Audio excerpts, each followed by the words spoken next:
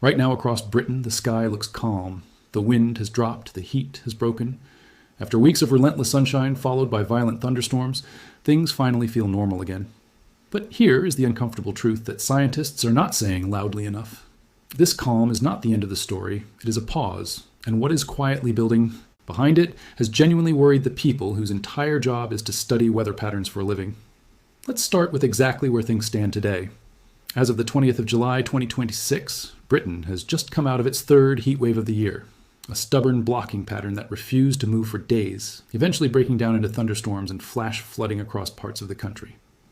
The Environment Agency currently has flood alerts active across England, a direct result of the ground being unable to absorb the sudden downpours after weeks of dry, baked conditions. Right now, the forecast looks deceptively gentle. Cloudy skies, occasional light rain, temperatures sitting in the low to mid-20s. For most people scrolling past a weather app, this looks like nothing more than an ordinary, slightly damp July week. But underneath that surface calm, forecasters are already tracking the next shift, and it is a shift worth paying close attention to. According to the latest Met Office outlook, confidence is growing that high pressure will return before the end of the month, bringing another spell of dry conditions, particularly across southern parts of the country. But this is not being framed as a simple return to pleasant summer weather. Forecasters have specifically noted that conditions could become very warm again by the start of August. Read that carefully. Not warm, very warm.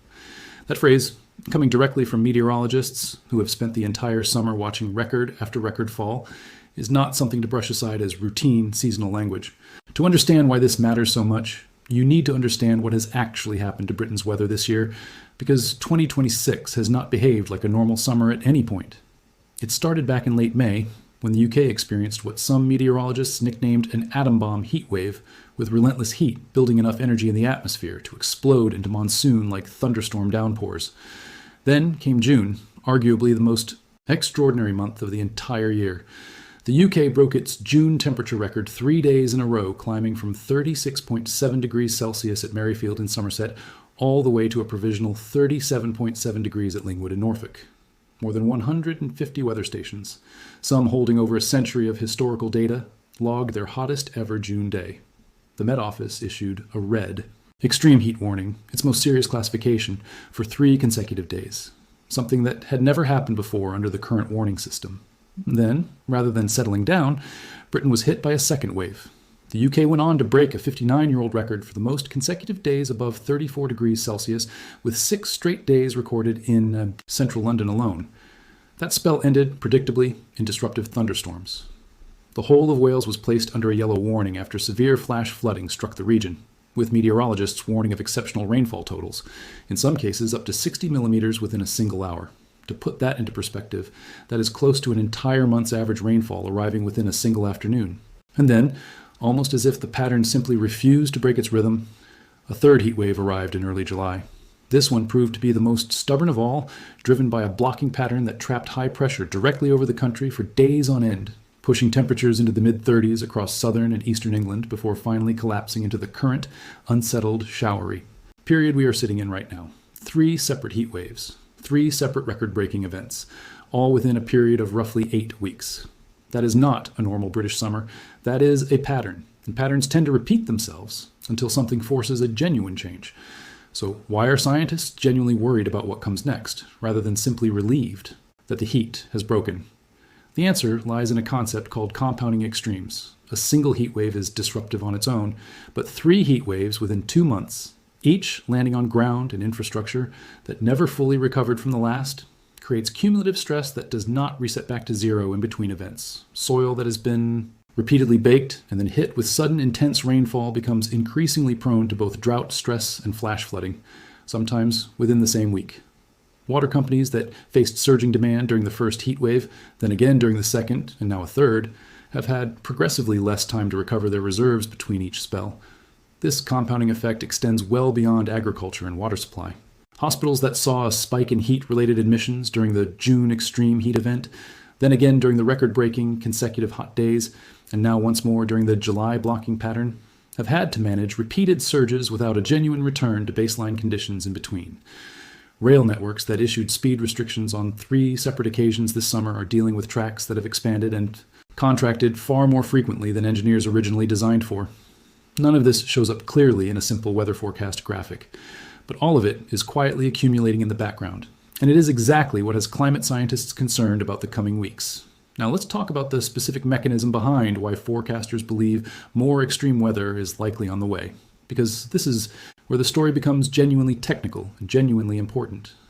Britain's weather over the past 2 months has been shaped primarily by the position and strength of the jet stream, the fast-moving current of air that normally steers weather systems from west to east across the Atlantic.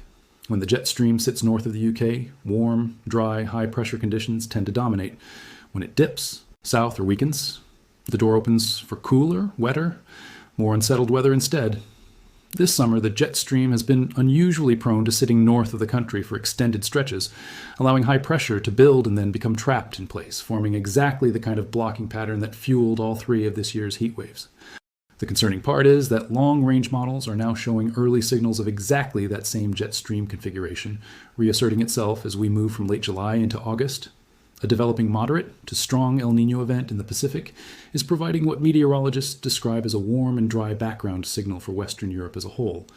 Combined with unusually warm sea surface temperatures across the Atlantic, this creates conditions that favor persistent high pressure sitting near or over the UK once again, rather than the more typical mix of sunshine and showers Britain has historically experienced through late summer.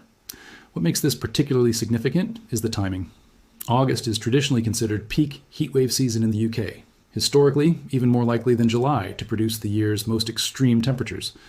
If the same blocking mechanism that produced 3 separate heat waves across June and July reasserts itself heading into August, the concern among forecasters is not simply that Britain will see more hot weather.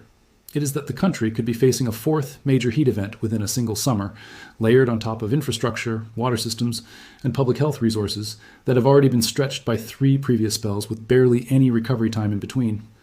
There's also a less discussed but equally important angle here: the transition periods themselves. Every single heat wave this summer has ended the same way, not with a gentle cooling, but with a violent thunderstorm breakdown carrying real risks of flash flooding, lightning strikes, and travel disruption. If a 4th heat wave does build through late July and into August, its eventual collapse is likely to follow the exact same pattern: baked, compacted ground meeting, sudden intense rainfall, overwhelming drains and waterways within minutes rather than hours. The Environment Agency's currently active flood alerts across England are a small preview of what these transition periods look like, even after a relatively contained heat wave. A longer, more intense August heat event breaking down in the same explosive fashion could produce flooding on a considerably larger scale. Before we go further, if breakdowns like this help you actually understand what is coming, rather than just reacting to headlines after still, in fact, go ahead and hit like and subscribe, because we track patterns exactly like this one as they develop in real time. It is worth being clear about what forecasters are and are not saying here. Nobody is claiming with certainty that a 4th heat wave is guaranteed. Seasonal forecasting at this range always comes with meaningful uncertainty, and Met Office meteorologists have been careful to frame the coming weeks in terms of probability rather than certainty. High pressure is described as more likely than low pressure through August, and conditions are expected to become very warm again by the start of the month, rather than an outright promise of record-breaking extremes. But probability itself is exactly the point.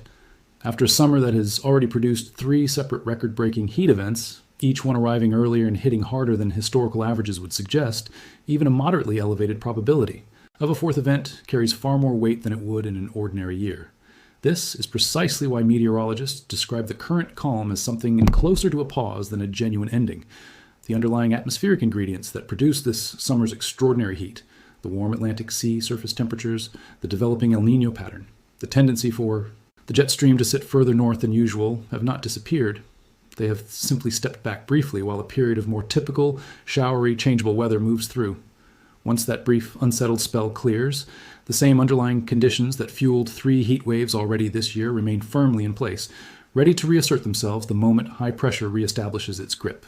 Scientists studying this broader pattern point to something called climate whiplash, a term used to describe increasingly rapid swings between weather extremes, wet periods giving way abruptly to intense heat, or prolonged dry spells suddenly interrupted by violent, concentrated rainfall. Researchers have noted that the UK's infrastructure and adaptation planning remain largely built around historical averages that assumed a much calmer, more predictable seasonal rhythm than what Britain has actually experienced this year. That gap between what infrastructure was designed for and what the atmosphere is actually delivering is precisely what worries scientists most, not any single event on its own, but the widening distance between preparation and reality. There's a very practical reason to care about all of this beyond simple curiosity. If you live in an area that experienced flooding during any of this summer's heat wave breakdowns, the ground beneath you may still be more vulnerable to rapid runoff than usual, even during ordinary rainfall, let alone another intense storm system. If you work in agriculture, repeated stress across a single growing season compounds in ways that are not always visible until harvest time, when yields quietly come in lower than expected. If you or someone you know relies on hospital or care services, it is worth understanding that these systems have already absorbed 3 rounds of heat-related strain this year, with potentially a 4th on the way before summer even ends. There is also a very human dimension to this that rarely gets enough attention in weather coverage. Repeated extreme weather events place a genuine psychological toll on people, not just a physical or infrastructural one.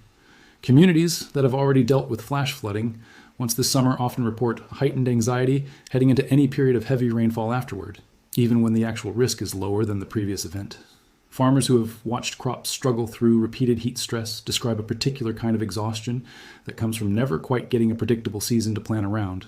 None of this shows up in temperature, charts, or rainfall totals, but it is a real part of what compounding extreme weather actually does to a population over time. It is also worth understanding how this summer compares to what climate scientists have been predicting for years, because in many ways 2026 reads less like an anomaly and more like a preview, coming slightly ahead of schedule. Climate projections for the UK have long suggested that heat waves would become more frequent, more intense, and more likely to arrive earlier in the year as global temperatures continue rising. What has surprised some researchers is not the direction of that trend, which has been well understood for decades, but the pace at which multiple record-breaking events have stacked up within a single season. Set against the broader historical record, heat records that once stood untouched for 50 or 60 years are now falling within a few years of each other, and in some cases, within the very same summer. This is where the concept of an emerging new baseline becomes genuinely important. For most of the 20th century, a single significant heat wave was considered a notable seasonal event, something people might remember for years afterward. 3 major heat events within 8 weeks each. Breaking records set only weeks or years earlier suggest something closer to a shift in what an ordinary British summer now looks like, rather than a one-off unusual year. Researchers caution against overreacting to any single season, since natural year-to-year variability still plays a real role. But when a pattern like this repeats itself across consecutive years, the case for treating it as a genuine trend, rather than a coincidence, becomes considerably stronger. There is a reason meteorologists keep returning to the phrase climate whiplash when describing what Britain has experienced this year. The term captures something specific, the idea that the same warming atmosphere responsible for more intense heat waves is also responsible for the violent rainfall that follows them. A warmer atmosphere can hold significantly more moisture, roughly 7% more for every degree Celsius of warming. That extra moisture does not simply disappear once a heat wave breaks down. It gets released, often in short, intense bursts, rather than the steadier rainfall Britain has historically experienced. This is precisely why the thunderstorm breakdowns following each heat wave have carried such a high risk of flash flooding, rather than simply bringing welcome, gentle relief from the heat. Infrastructure planners are now facing a genuinely difficult challenge as a result of this shifting pattern. Drainage systems across much of the UK were designed decades ago based on rainfall patterns that reflected the climate of that earlier era, not the increasingly concentrated downpours now becoming more common. Upgrading that infrastructure at the scale required is neither quick nor inexpensive, and in the meantime, cities and towns remain vulnerable to the kind of rapid, intense rainfall that has followed each of this year's 3 heat waves. This is not unique to Britain either. Similar conversations are happening across Western Europe, where several countries experienced their own record-breaking heat during the same late June heat dome, with Spain reaching above 45 degrees Celsius and Germany recording a provisional 41.5 degrees. Looking specifically at what comes next, forecasters have pointed to a few key signals worth watching over the coming week. The strength of the developing El Niño pattern in the Pacific continues to feed into European seasonal forecasting models, generally favoring drier, warmer conditions across Western Europe when it strengthens. Sea surface temperatures across the Atlantic remain notably warmer than the recent historical average, providing additional fuel for high-pressure systems to build and persist once established. Subseasonal forecasting models, which look roughly 2 to 4 weeks ahead, have shown reasonably strong agreement pointing toward a return of high-pressure dominance as July transitions into August, even if the exact timing and intensity remain uncertain this far out. What ties all of this together is a simple but important idea.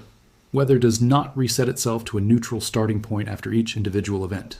The atmosphere, the ground, the water systems, and the infrastructure all carry forward some residual effect from whatever came before, whether that is soil that remains harder than usual, reservoirs that have not fully recovered, or communities that are simply more fatigued from managing repeated disruption than they would otherwise be.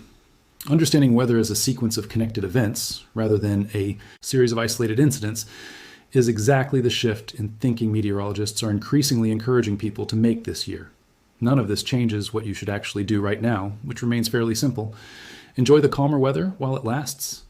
Use this window, if you can, to prepare rather than simply relax completely, whether that means checking drainage around your property, staying informed about longer-range forecasts, or simply being mentally prepared for the possibility that this summer is not finished producing extreme events just yet. So what should you actually watch for over the coming days?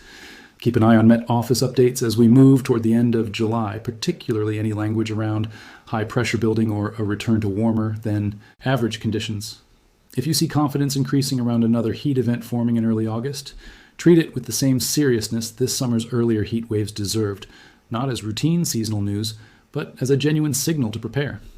Britain's weather this year has repeatedly done something it historically was not supposed to do, breaking records that had stood for decades, sometimes for over half a century, within the span of a single summer. The calm currently sitting over the country is real, and it is a genuine relief after everything that came before it. But calm and resolved are not the same thing. The underlying atmospheric setup that produced 3 record-breaking heat waves in 8 weeks has not gone anywhere. It has simply stepped back for a moment, and scientists watching the data closely are increasingly convinced it is preparing to step forward again. If you found this breakdown genuinely useful, make sure to like and subscribe so you do not miss what happens next, because we will be tracking exactly how this pattern develops as August approaches.